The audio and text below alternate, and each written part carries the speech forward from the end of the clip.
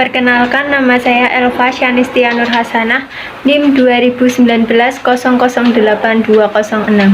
Di sini saya akan menjelaskan materi tentang sumber terjadinya pasar oligopoli dan ciri-ciri terjadinya pasar oligopoli.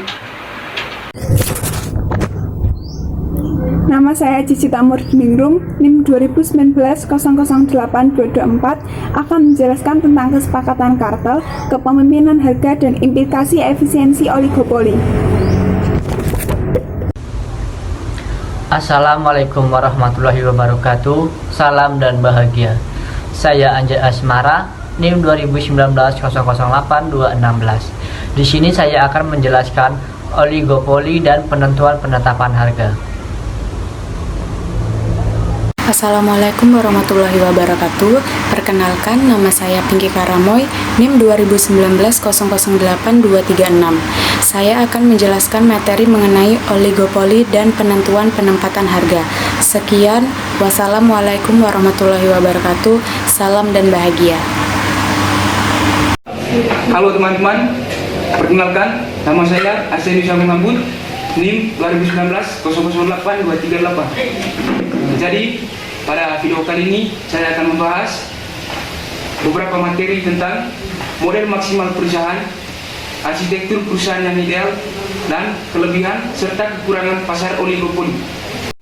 Salam dan bahagia, perkenalkan nama saya Sahat Mangahutua dengan NIM 2019-008204. Pada kesempatan kali ini saya akan menjelaskan tentang kurva model Carnot serta kurva model permintaan yang terpatah, juga penetapan harga. Yang pertama ada pengertian oligopoli. Pada umumnya dalam suatu perusahaan itu pasti memiliki pesaing. Tetapi lama-kelamaan dalam kurun waktu tertentu, perusahaan itu akan menghadapi pesaing yang tidak terlalu tinggi, yang pada akhirnya mereka memaksa untuk tidak hanya menjadi penerima harga. Situasi yang seperti ini oleh para ekonom biasa disebut pasar pesaing tidak sempurna. Pasar pesaing tidak sempurna itu dapat diartikan sebagai pasar yang penjual dan pembelinya itu jumlahnya relatif, yang terkadang jumlah penjual dan pembelinya itu sedikit, bahkan ada penjual dan pembelinya itu hanya satu. Maka dari itu, salah satu bentuk dalam pasar pesaing tidak sempurna adalah oligopoli,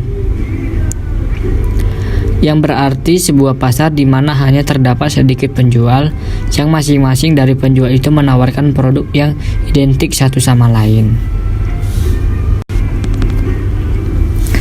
Secara umum, pengertian oligopoli adalah suatu keadaan di mana hanya 2-10 perusahaan yang menguasai pasar baik secara sendiri-sendiri independen atau secara bersama-sama, yang mana perilaku antar perusahaan saling tergantung satu sama lain.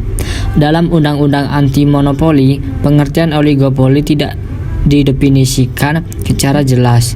Tetapi di dalam Pasal 4 ayat 1, oligopoli ditetapkan melalui suatu perjanjian, yaitu bahwa pelaku usaha dilarang membuat perjanjian dengan pelaku usaha lain untuk secara bersama-sama melakukan produksi dan atau pemasaran barang dan jasa yang dapat mengakibatkan terjadinya praktek monopoli atau pesaing usaha tidak sehat.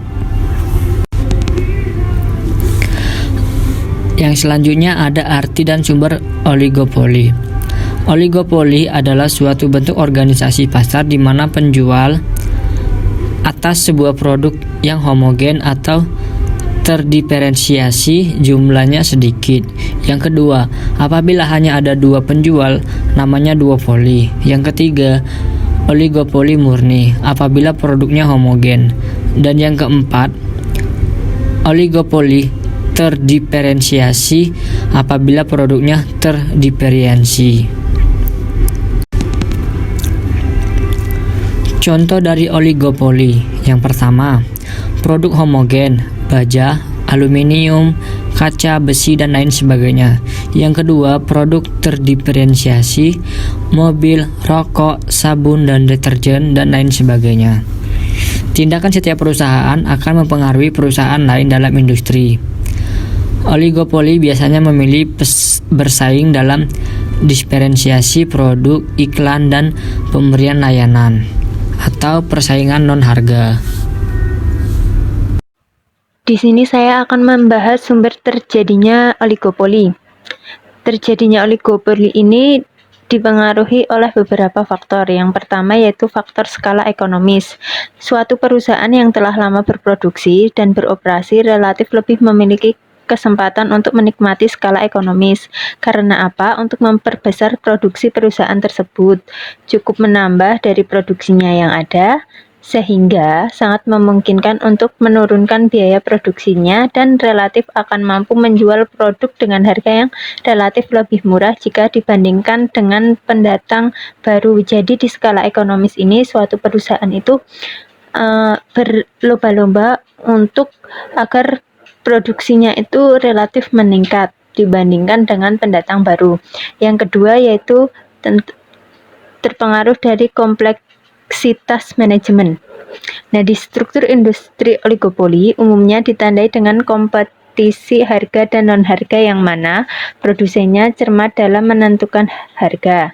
Sebab harga itu sangat sensitif bagi pasar oligopoli.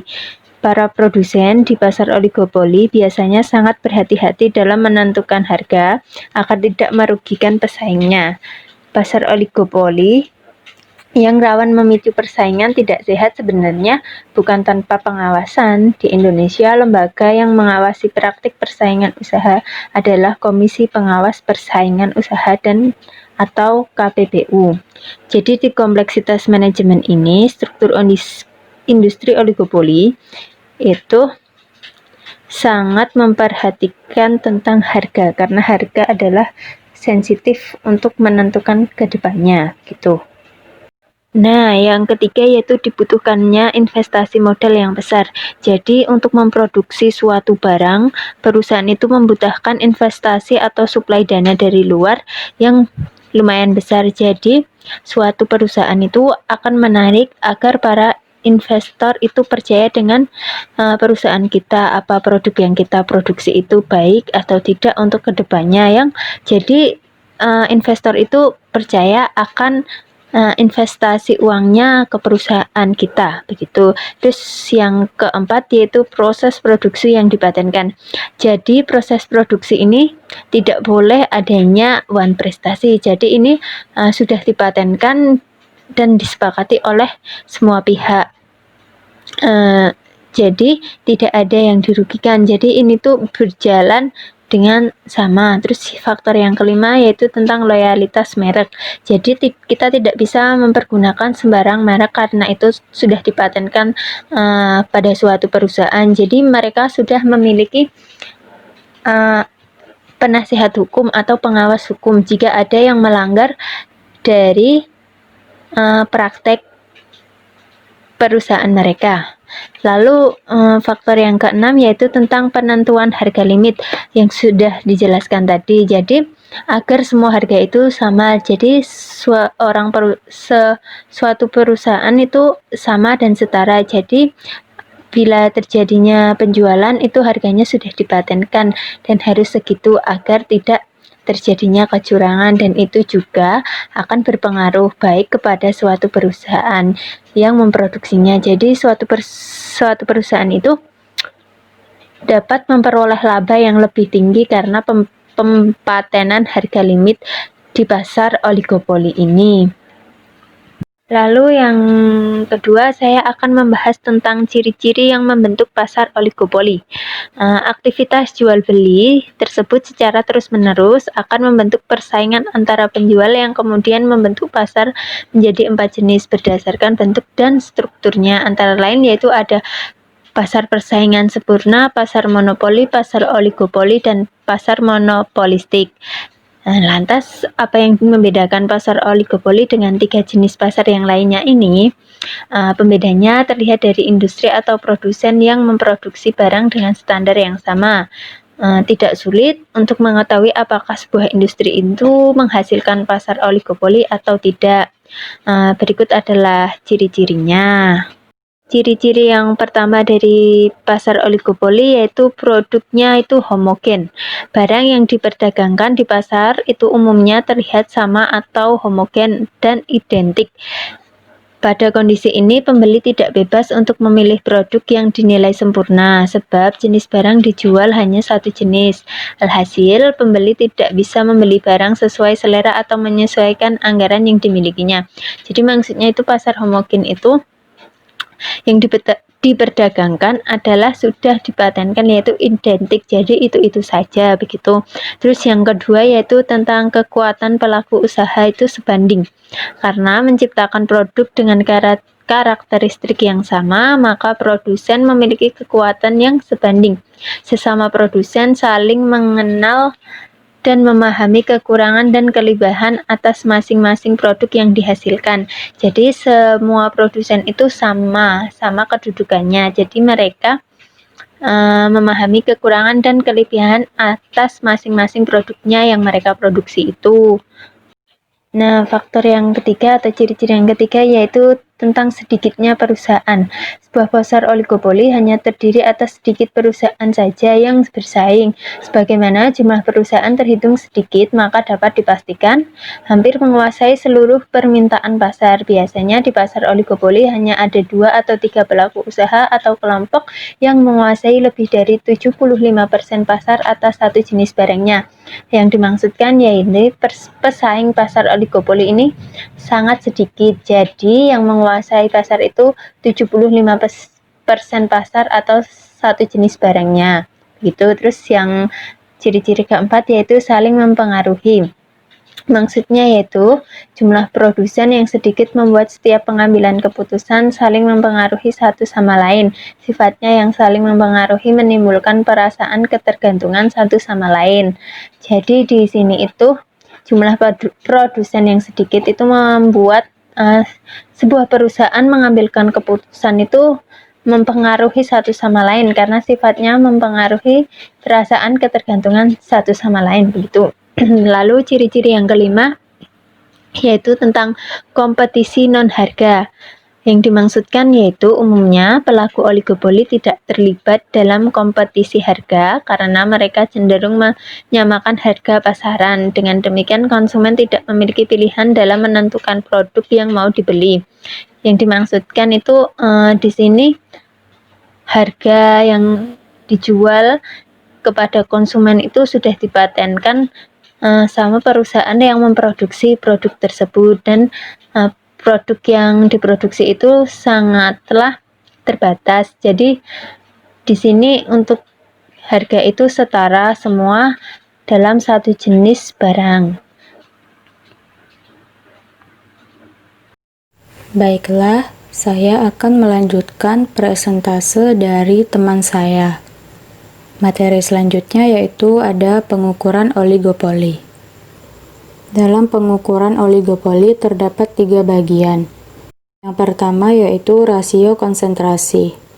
Rasio ini mengukur persentase penjualan total yang dilakukan oleh 4, 8, sampai 12 perusahaan terbesar terhadap total penjualan dalam industri. Rasio di atas 50 sampai 60 adalah oligopoli. Yang kedua yaitu indeks Herfindahl.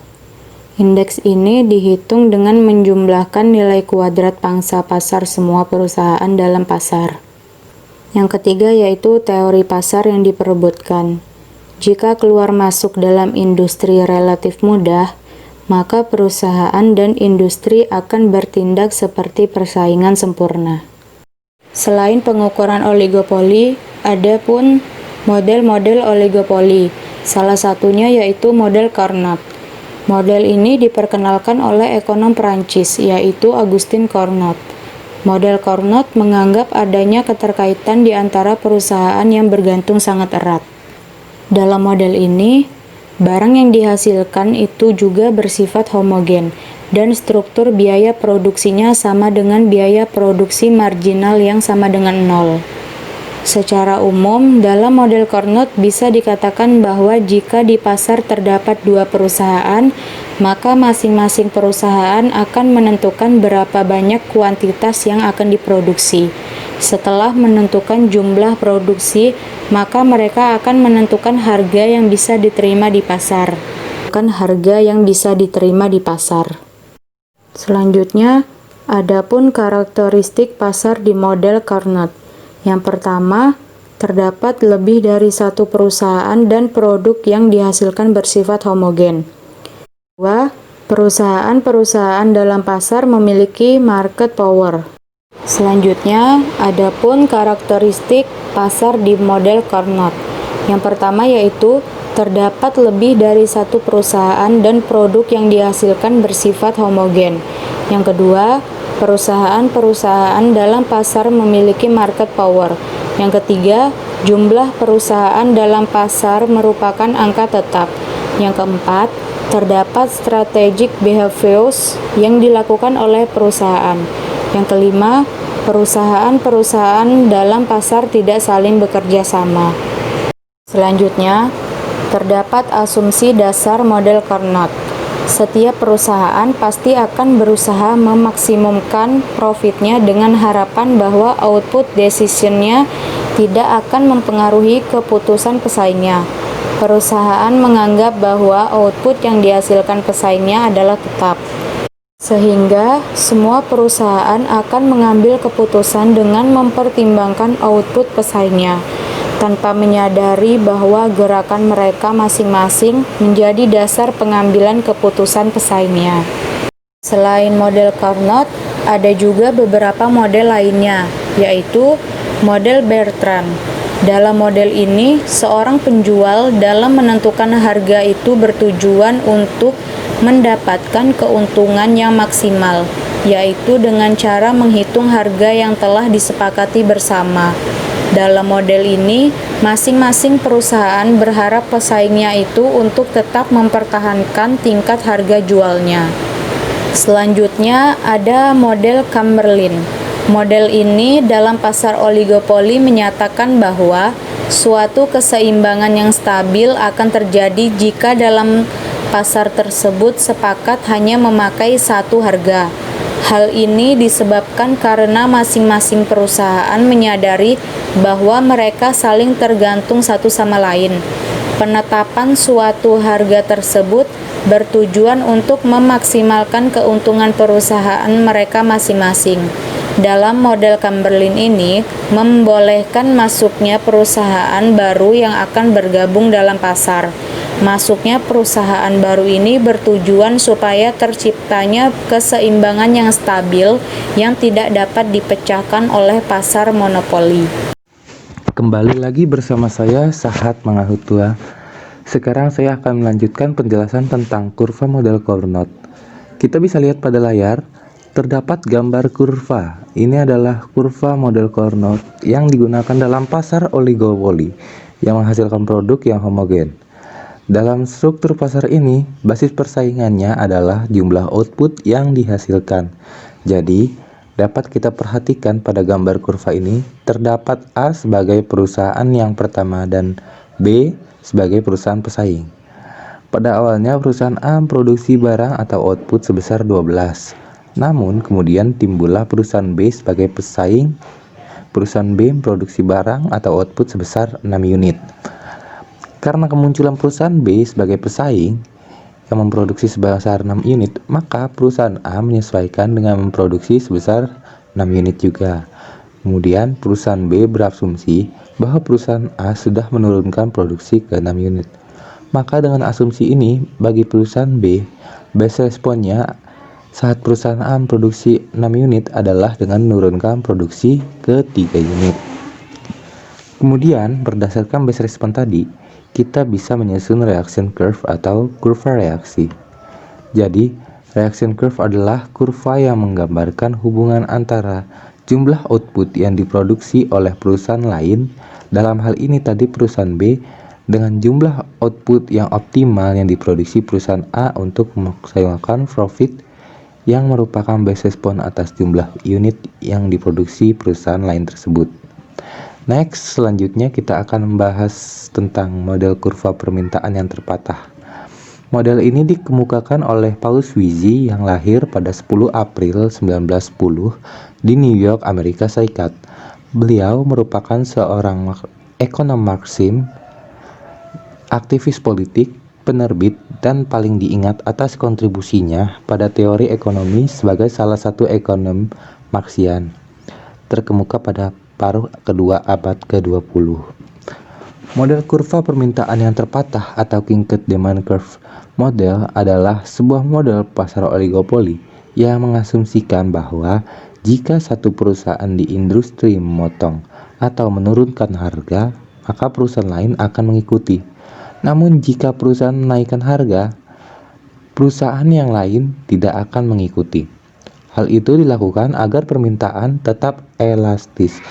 Implikasinya adalah bahwa kurva permintaan akan terpatah, maka marginal rate akan diskontinuitas, dan perusahaan oligopoli tidak akan berubah. Next, ini adalah bentuk dari model kurva permintaan yang terpatah. Di situ dapat kita lihat terdapat dua garis, yaitu garis biru dan garis hitam. Asumsikan bahwa garis biru merupakan perusahaan leader dan garis hitam adalah perusahaan pesaing. Nah, patahannya ini terdapat ketika perusahaan leader menurunkan harga dari 10 ke 6. Lihat pada titik B. Kemudian maka perusahaan pesaing juga akan mengikuti menurunkan harganya ke nilai 2. Lihat pada titik H. Namun, untuk memaksimalkan keuntungan yang dicapai, terdapat pada ketika harga 4 dan produksi 40 unit. Hal itu karena titik tersebut sejajar dengan marginal cost atau MC. Lihat pada titik E. Selagi tidak di bawah MC1 atau di atas MC2, maka keuntungan dipastikan akan tetap berada dalam titik maksimum. Selanjutnya kita akan bahas tentang penetapan harga. Dalam memutuskan suatu harga, seorang produsen harus memulai dari menentukan harga untuk sebuah produk yang baru sampai dengan menentukan kembali harga dari produk yang lama. Di samping itu, seorang produsen juga harus mempunyai strategi yang jitu dalam memasarkan produknya demi mendapatkan keuntungan dalam pasar. Tapi berbeda halnya dengan bentuk oligopoli yang paling sederhana, yaitu duopoli. Dalam duopoli, jika salah satu produsen menaikkan harganya, maka yang lain akan mengikuti dengan menurunkan harga produknya juga. Tetapi jika salah satu produsen menaikkan harganya, maka produsen lain tidak akan mengikuti strategi tersebut. Itu karena jika seorang produsen menaikkan harganya dan yang lain tidak mengikuti menaikkan harga, maka produsen yang menaikkan harga tersebut akan kehilangan penjual dan permintaan terhadap produknya akan menurun tajam.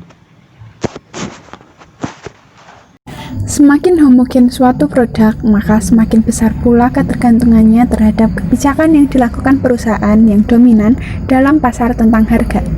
Karena kualitas barang yang sama inilah yang menyebabkan tidak adanya persaingan kualitas, tetapi apabila produk atau barangnya berbeda atau disebut juga diferensiasi produk, maka itu akan berpeluang terjadinya persaingan antar pelaku usaha untuk saling menyesuaikan. Persaingan itu terjadi karena tidak adanya kesepakatan yang terjalin antara pelaku usaha. Kesepakatan kartel. Dalam pasar sering terdapat kata kolusi atau kerjasama antar perusahaan untuk membatasi persaingan dalam rangka meningkatkan keuntungan. Kartel terbagi menjadi dua. Yang pertama, kartel berbagi pasar, memberikan setiap anggotanya hak eksklusif untuk beroperasi pada daerah geografis tertentu. Yang kedua, kartel terpusat, perjanjian resmi antar berbagai produsen oligopolistik dari suatu produk untuk menentukan harga monopoli, mengalokasikan output masing-masing anggota, dan menentukan bagaimana laba dibagikan. Kepemimpinan harga. Salah satu cara membuat penyesuaian pasar tanpa harus kolusi dan perang harga adalah kepemimpinan harga, di mana perusahaan yang diakui sebagai pemimpin harga melaksanakan perubahan harga dan kemudian perusahaan lainnya dalam industri dengan cepat mengikuti. Ada dua jenis perusahaan. Yang pertama, perusahaan barometrik dengan ciri-ciri 1. Terbesar, dominan, atau perusahaan dengan biaya terendah di industri. Ciri kedua, kurva permintaan didefinisikan sebagai kurva permintaan pasar dikurangi pasokan oleh para pengikut. Jenis kedua, perusahaan pengikut dengan ciri mengambil harga pasar seperti yang diberikan dan berperilaku sebagai pesaing sempurna.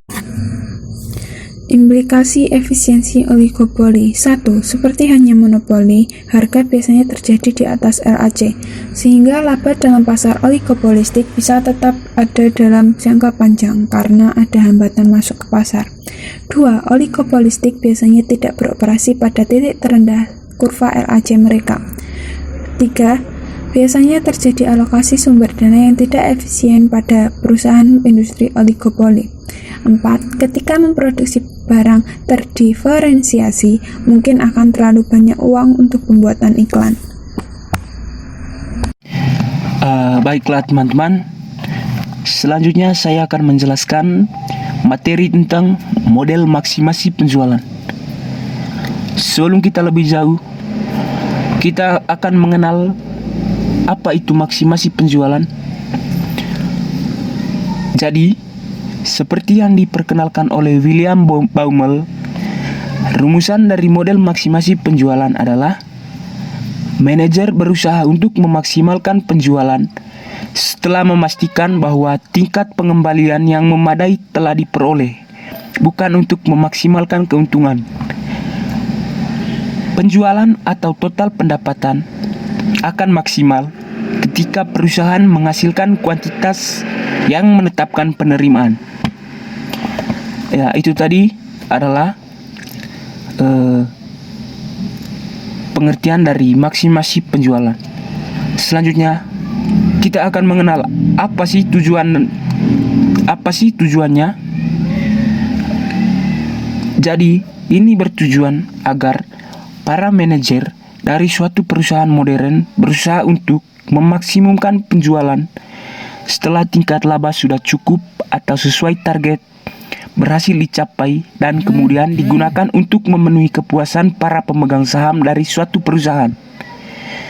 Catatannya, perlu kita ketahui bahwa memaksimumkan penjualan berarti suatu upaya untuk menjual produk sebanyak-banyaknya untuk memperoleh laba yang sesuai.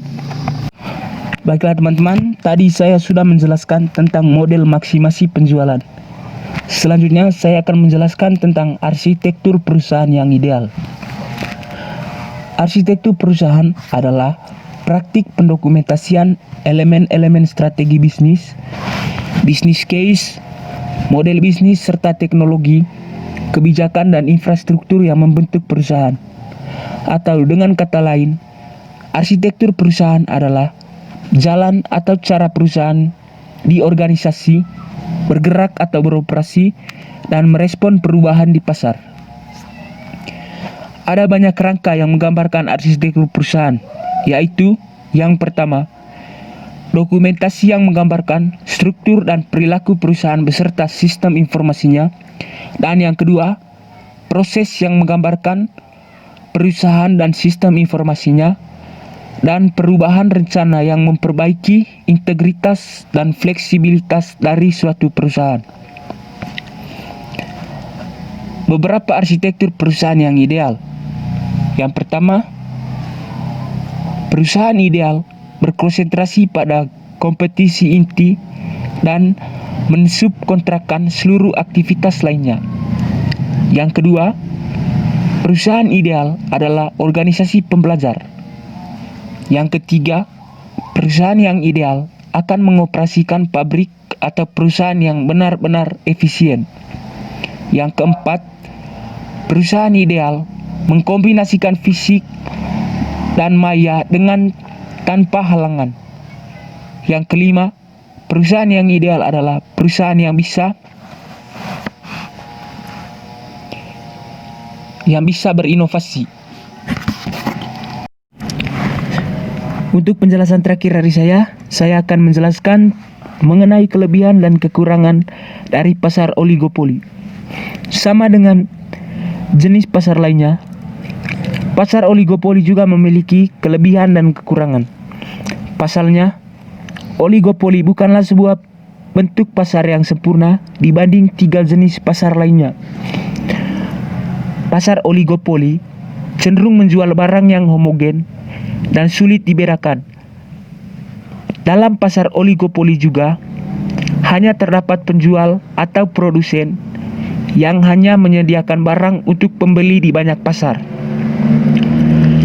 Berikut ini saya akan menjelaskan kelebihan dan kekurangan dari pasar oligopoli ini. Dari yang pertama saya akan membahas tentang kelebihannya. Kelebihan dari pasar oligopoli terlihat dari jenis-jenis barang yang dihasilkan, memiliki beragam corak.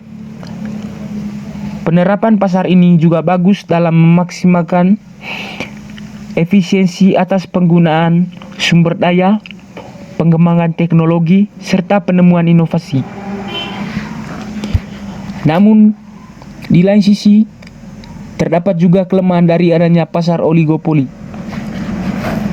Dan saya akan menyebutkan dua di antaranya adalah persaingan harga yang ketat dan banyak rintangan yang keras guna masuk ke pasar oligopoli. Kelemahan pada pasar oligopoli membuat praktiknya dilarang sebab dinilai dapat merugikan konsumen sebagaimana menghasilkan kinerja pasar di rata-rata standar. Akibatnya, pelaku usaha bisa mendapatkan keuntungan di atas normal, namun di lain pihak, konsumen membayar harga yang lebih mahal terhadap barang dan jasa yang tidak variatif. Praktik oligopoli kemudian menimbulkan praktik usaha yang tidak sehat karena memicu monopoli, kartel, dan price fixing. Oke, sekian materi yang dapat saya jelaskan. Atas perhatian dari teman-teman sekalian, saya ucapkan terima kasih.